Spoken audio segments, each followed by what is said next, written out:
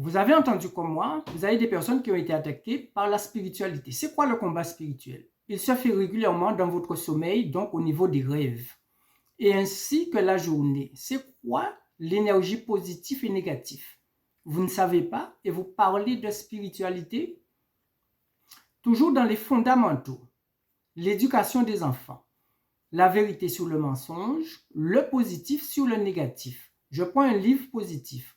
Lorsque je vais le lire, si j'ouvre pas la bouche, le livre deviendra vie en moi, mais lorsque j'ouvre ma bouche, tout le monde va entendre ma parole. Donc, automatiquement, le positif. Et après, je vais prendre le livre négatif.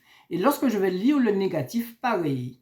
Sauf que lorsque le négatif va monter dans mes oreilles ou encore dans ma tête, dans mes rêves, je vais dire au négatif, va t'asseoir sur la petite chaise en bas. Ça, ce sont des fondamentaux. Par contre, si je commence par le livre négatif d'abord, eh bien ici, les Arabes ont répondu, vous allez perdre. Et c'est l'une des bases fondamentales de la spiritualité.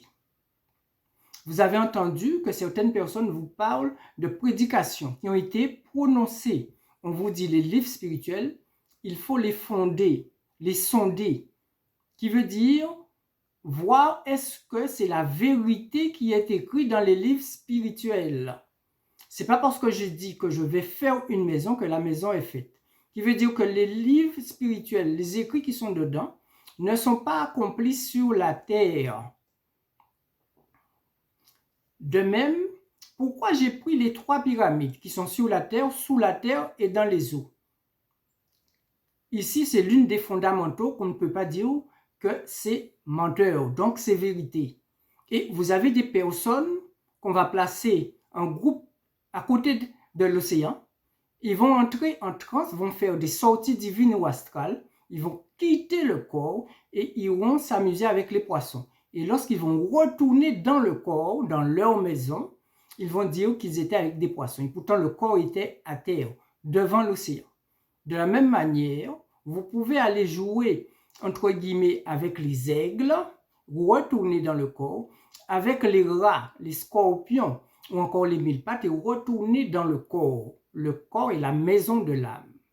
Maintenant, pourquoi beaucoup se sont cassés le visage sur Moïse ou encore Yeshua? Moïse a traversé la mer, on vous dit. Toujours en sortie divine ou astrale, pour que vous puissiez comprendre.